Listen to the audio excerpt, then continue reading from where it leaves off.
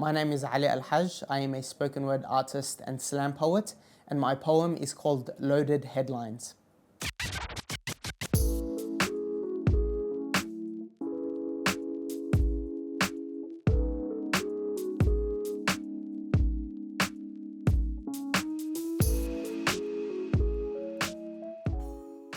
It was just post-ceasefire in Lebanon, yet Israel had taken more land politically than they had militarily.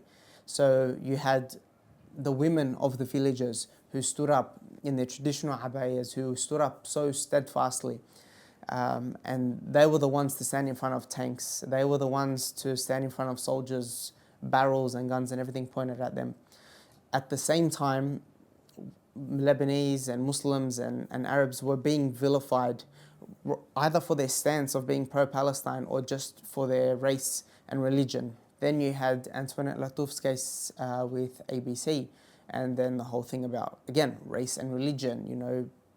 You don't exist in some way until they obviously went to court and backtracked, and it became a whole thing and a whole big waste of taxpayers' dollars. So in thinking about both these things and what they tried to conflate and convolute to muddy the waters to target Arabs and Muslims in the media, it became very prominent. The idea was very prominent and very clear as to what should be written and why it should be written. So I'm like, we have this stage. It is at the Opera House. It is our turn to tell our stories and counter the narrative. Ladies and gentlemen of the jury, I stand by my opening statement. It takes a lot of bloodshed for a watershed moment. It is the blood that has purified and enriched the soil and has been kneaded through it.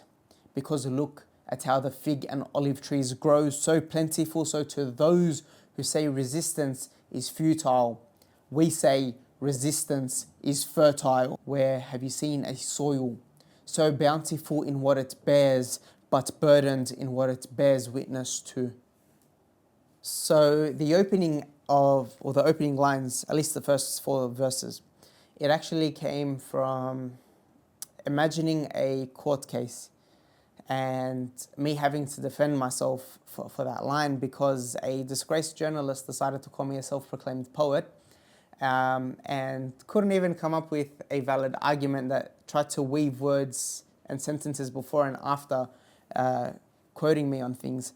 What I said in terms of it takes a lot of bloodshed for a watershed moment, when Churchill and others had their famous quotes, and when you have people say, give me liberty or give me death, that's glorified in the West. Yet if you died for your land, you're suddenly vilified for it in the eyes of the West, which is like 8 countries that vilify certain organizations, and then the rest just see them as lawful organizations. So when you look at that framework as to how everything is changed, we say that blood is enriched because there's been blood that's been paid to keep your sovereignty. The price of sovereignty is blood sometimes. Everyone looks at the French and Napoleon and his conquest, but expansionism is not always something to be proud of. So with the next line where it goes from the fig and the olive trees, they're both in between Southern Lebanon and Palestine. There never used to be a border. People in Southern Lebanon used to speak and meet up and trade with Palestinians way more than they did with anyone in Beirut or north of Lebanon, because it was just close. There was proximity. They had similar. It was the same soil. Until borders were drawn up, it was the same soil. And they're both things they share, and it's both people that have paid for their sovereignty with blood. And that's why they tell you what's the point of fighting whatever who's in charge, whether it was the Brits, whether it was the Americans or Israelis. They've got these weapons and they have this tech, and it's like, well, do you just capitulate and submit and give them everything? You don't. And the next line, which what it leads to, is just a play on words between what you can bear and what the soil bore and what it bears witness to in the violence and heroism at the same time. You have the heroics of the people that defend the land, and then you have the mothers and everyone else and the soil itself that's bore witness to horrendous crimes, torture camps, essentially open prisons and concentration camps. They are called open-air prisons. There's a book called The Only Language They Understand. And really, like, the West only understands violence. Like, what did it take for the Brits to leave other countries? What did it take for the French to leave Algeria? It was the same thing.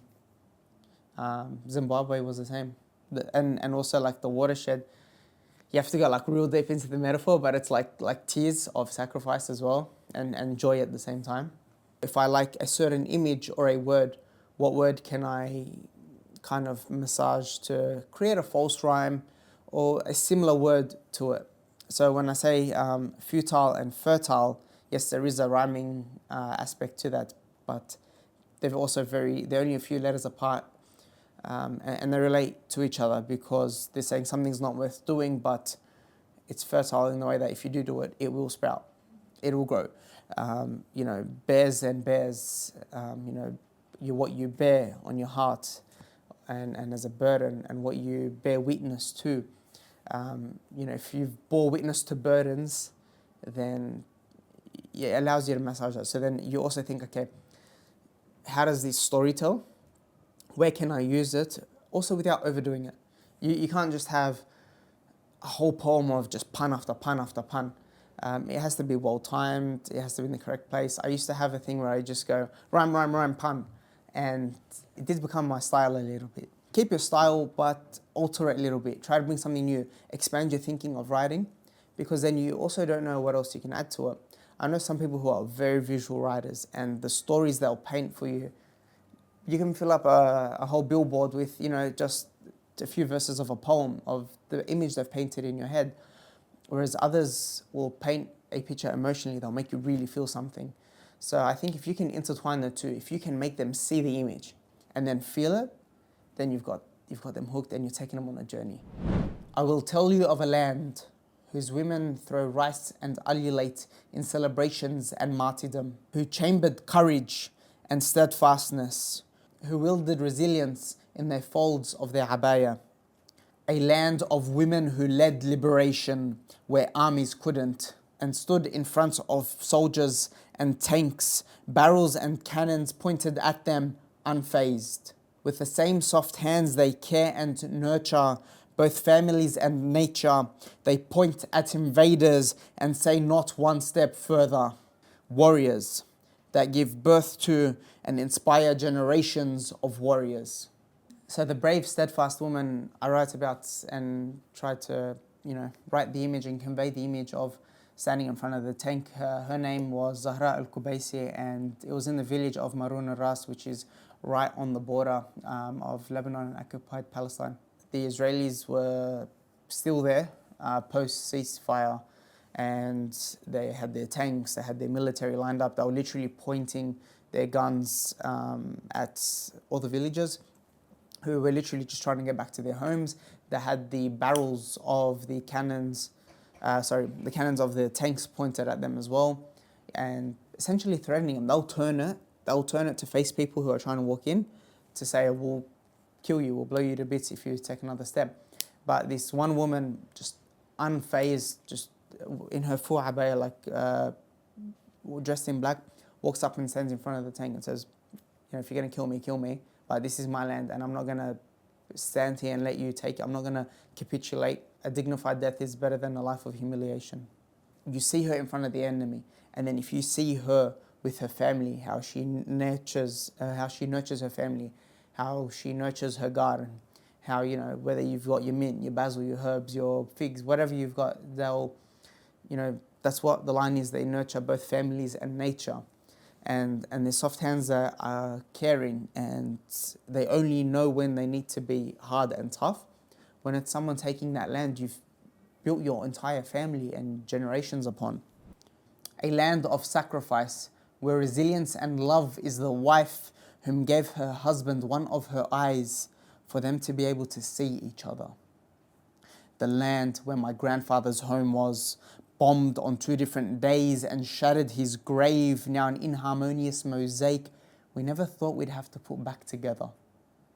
With the terrorist pager attack, they took out so many civilians and kids, and actually the young girl I think she was about 9 years old, something along that. But the one that died, she was actually from my village, and so many people obviously lost their eyes, women, elderly, whatnot. But this woman, she donated one of her eyes to her husband just so they can see each other for the rest of their lives. I don't know how many people can say they do that for anyone, And in terms of the next verse, so in 2006 war, Israel bombed my grandfather's house, except on this time, they bombed it twice, like a few days apart. So the first time there was like a few columns, and then a few days later they just like totally flattened it to the point where when one of my family members went, they just saw like a piece of the cloth of the fabric of the couch just hanging out something pretty far, and it's like horrifically comical. In like the worst way to say it is like, yeah, he's just a piece of the couch, just that's all we have left to see, because they also like sprayed white phosphorus all over the south, so you can't even eat or drink of the the fruits and vegetables. You'll get poisoning. They also hit the village cemetery where he was buried, so the whole top of the tombstone marble was like crushed, and some people's graves were actually blown up, so you had to replace the marble with a new one because they shattered so many graves. And whoever thinks that you're going to have to replace tombstone graves and refix up the cemetery, I think it would sit heavier if it wasn't written. And it would sit even heavier if I wasn't able to perform it. And voicing it just allows it, okay, like, it's not much, but I've done a little bit of my part to say I've documented it and I've performed it in a way that if I put it out there on any other medium or convey through any other medium, no one will listen. You alleviate some of it by writing it, by performing it, by bringing it to life on stage, by making it a reality for them to see the image, or at least to think about. Forget my grandpa. Like if anyone in the audience thinks, oh, imagine this happened to my grandfather's house and his grave and blah blah blah. So yeah, you want to make it very personal, and it's like these are receipts because unfortunately we have to present them. What probably makes us angrier is everything that continues to happen since. It was like November 24 or 27, 2024 was the ceasefire. Every day they're still bombing Lebanon. Every day they're still killing kids in Gaza. Like it's, imagine going into another country and kidnapping the president with Maduro. And now they were like, oh, we're going to strike Iran. But ICE agents shot women in the face. Like, you just the level of injustice, your heart could burn forever. So it's like, as long as you do your bit in amplifying something, then it's the minimum we can do. When you speak about their strength through resilience, when you speak about strength through struggle, the West doesn't like that because they fear it. Nelson Mandela, part of the African National Congress, was a terrorist up until not long ago. Angela Davis was put as a terrorist. Assata Shakur, she was in exile at age 66 and she's on the terrorist list. Like, it just doesn't make sense. So you can, when you speak up, when you mobilize, that is when they get scared. They want you to be passively, feel like a victim, and you can actively be a victim, but passively speak. So you don't mobilize, so you stay quiet, and that is really just controlled opposition. They want you to mitigate, and that's it. But if you start to say, hey, no, yeah, we've gone through all this, but we're strong, and that's when they're like, oh, this is a bit dangerous. So that's why it's important, in a poem, in a speech, in a rally, never just play the victim. Saying, yes, but we're also strong because of. You want people to walk away with something, not, oh, I feel down in the dumps after every protest, The homeland that never made headlines unless it was to subjugate and gentrify or to scapegoat Israel's crimes. The same nationalities here you criminalize from the area you chamber in your loaded headlines to not go empty-handed to your echo chambers. Because I remember when my face was in your crosshairs, the latest target of your headlines, my brothers and I vilified of how we mourned in mosques weekly for family members killed. The relatives there, Western governments funded to be killed, targeted differently here. Do you see the difference in weaponized words? There was multiple mosques who were put in the Daily Telegraph and Murdoch media and legacy media and the rest. We all know they're not often worth mentioning. But people here obviously have family members overseas. But if your family members were killed, suddenly you're a terrorist. So now they're saying, oh, you're mourning terrorists, and they were trying to frame it as you're celebrating terrorists doing what they're doing. But there were so many family members that were like killed that you're allowed to mourn your family members. But they tried to turn it into an illegality.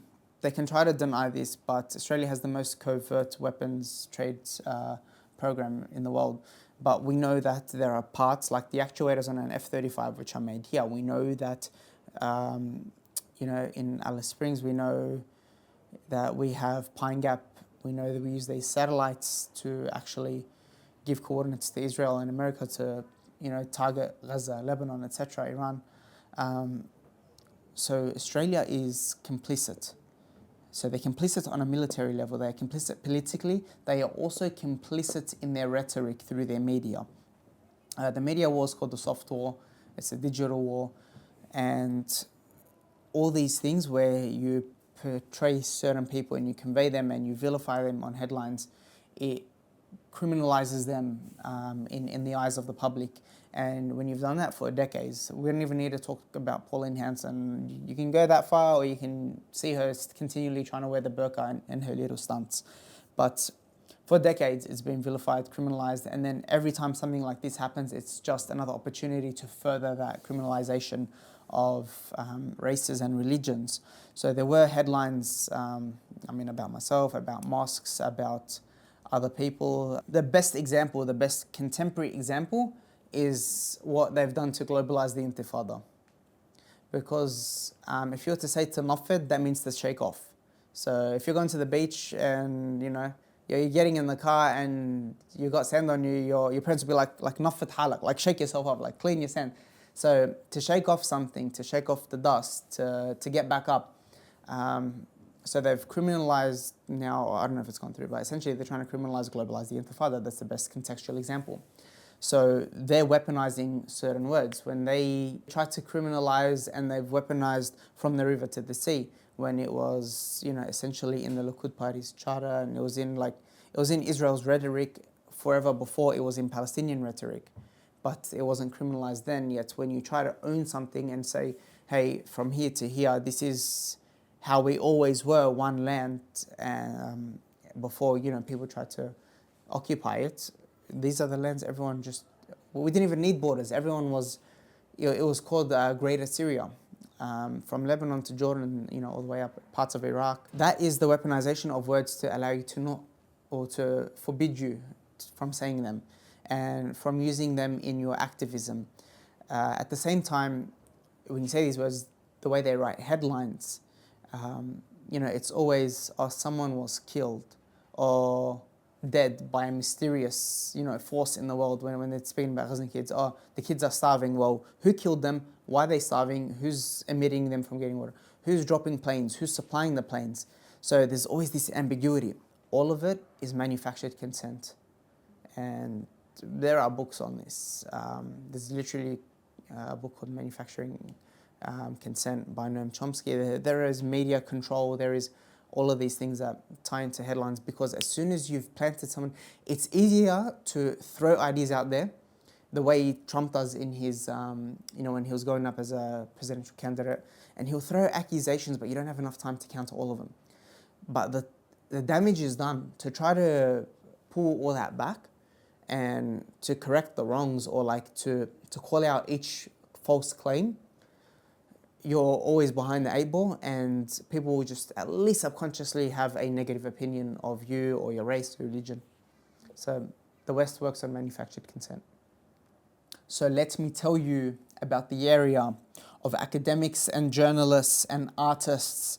The area that knows mainstream media is in the business of history, language and culture erasure from here to West Asia. A constant reminder, diversity is only digestible on a platter until it isn't. They tell you racism has its benefits. You get a few followers, some credit and exposure, so your honor. The bar to be a lawyer needs to be raised if after all of this I still need to prove that we're a race. After clowning around, they backpedaled faster than a circus performer. Someone tell ABC's barrister we were brought up in schools that taught how to resist, because my team wouldn't have won last year. and I wouldn't be opening here if we didn't exist. I remember at the time they were making light of Antoinette's case, and they were saying, oh, what are you complaining for? You got a bit of exposure and a few extra Instagram followers and whatnot. They're just trying to undermine her, undermine the credibility of the argument, and trying to say, oh, you're benefiting from this anyway. So at the same time, them making claims about, Lebanese race and doesn't exist, and those really academic, intellectual claims they had against her. Like, they were saying we didn't exist. So if we didn't exist, then we wouldn't be here performing. We wouldn't have the stories to tell if we didn't exist. Because the whole thing is about Lebanon and Palestine, and if Lebanese people as a race didn't exist, then what was I just talking about? The next few lines were pretty self-explanatory about how quickly they backpedaled. Everyone remembers that. And you might have learned in law schools, but at our schools we were brought up in, and the homes were not one to succumb to pressure. They weren't ones to fold, to capitulate. And realistically, if you wanted us to not exist under any banner, it was a bit of a, not an ego, but a bit of like a cheeky dig of, realistically, we exist because we won the slam last year, and the only reason I'm on stage right now is because my team won last year. So it was one of those things where, hey, you guys might be having an existential crisis, but we're here, we're performing, and we've pulled out all the receipts on all your crimes. So if you got anything else to say, try put it forward, but you guys are really losing in the eyes of the public right now and in court. Here we're politically and journalistically targeted by stenographers, and over there, like, families militarily targeted. And when I started, it was about that first bit of, it's like, you're not going to see this in the news, so here's what's happening. And so it was an ode. It was an ode to those women. Actually, I think that was the original title. I think it was like an ode to the women of something. But so it was, but the plan was an ode to the women of Southern Lebanon. I've taken you there, and I've brought you home with all the effects and the underlings that go here, and the underpinnings of this government and who they're in bed with allows that to happen. So I'm showing you all the disasters there, all the crimes there, and I'm bringing you back here to say, at a manufactured consent level, it's happening in the press, it's happening here, it's happening in the covert, underhanded deals, and that's where it changed to the reckoning became the evidence. So in terms of the BPS community, where we're at, everyone's seen, what we've faced, we're at a point where public opinion has shifted on many things. And to not to sound cliche, but there is an element of truth in this saying, which is speak truth to power, and really stand your ground. But do the work where you are well versed, you are articulate, you have the factual information and the evidence. And once you've got that solid, hold on to it and say what you need to say with full conviction, with full steadfastness, with your full chest, your full heart. Don't let anyone scare you, anyone stop you. If everyone works on their own legacy in strength and in raising the bar of what is real activism and not folding, then we're on a good path. And don't let people deter you from the truth. And keep writing and enjoy the process. Thank you.